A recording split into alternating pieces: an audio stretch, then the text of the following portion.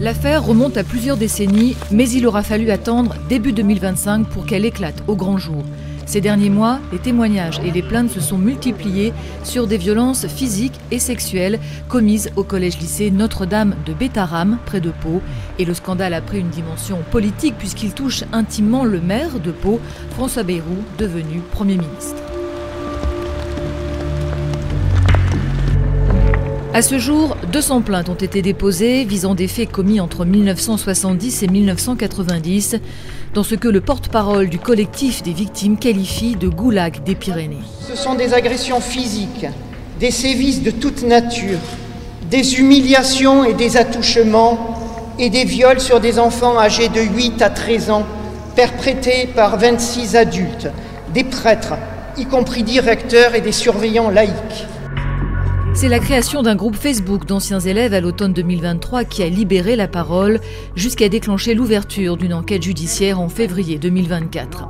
Cette enquête a débouché sur 3 gardes à vue, mais une seule mise en examen. Un surveillant général démis de ses fonctions en 2024 a été placé en détention provisoire pour viol et agression sexuelle.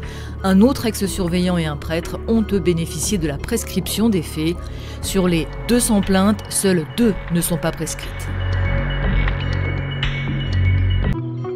Début février, Mediapart a publié plusieurs documents affirmant que François Bayrou, ministre de l'Éducation nationale de 1993 à 1997, a eu connaissance, dès la fin des années 90, d'accusations d'agression sexuelle dans le pensionnat catholique béarnais, où plusieurs de ses enfants ont été scolarisés et où son épouse a enseigné le catéchisme.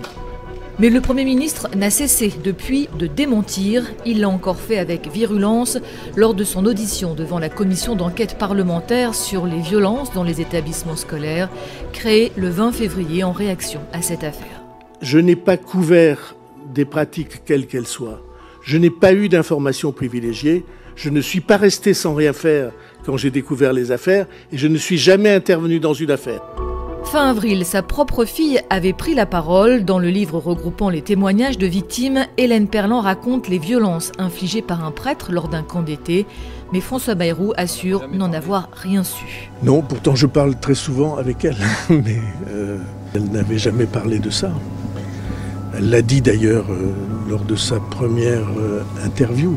Certes, mais elle a par ailleurs confirmé à Mediapart que son père avait bien rencontré en 1998 le juge chargé de l'enquête pour viol visant un prêtre de Bétharram, comme l'affirme ce magistrat. Une professeure à la retraite et un ex-gendarme ont également contredit le Premier ministre, l'une en disant l'avoir alerté sur la violence de la discipline au sein de l'établissement, l'autre en évoquant une intervention de celui qui était alors député et président du Conseil général des Pyrénées-Atlantiques. Le procureur général demande à voir le dossier et dans la foulée, il me dit il y a une intervention de M. Bayrou.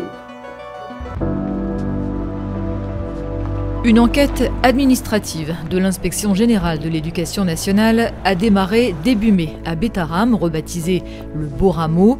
Elle fait suite au rapport d'une inspection du rectorat de Bordeaux qui, en mars, a mis en lumière plusieurs manquements devant être corrigés au plus vite. La précédente inspection à Bétharram remontait à 1996 en réaction à de premières révélations. Menée au pas de charge en une seule journée, elle avait produit un rapport de 3 pages qualifié de rassurant par François Bayrou. De son côté, la commission d'enquête parlementaire sur les violences dans les établissements scolaires rendra ses conclusions fin juin.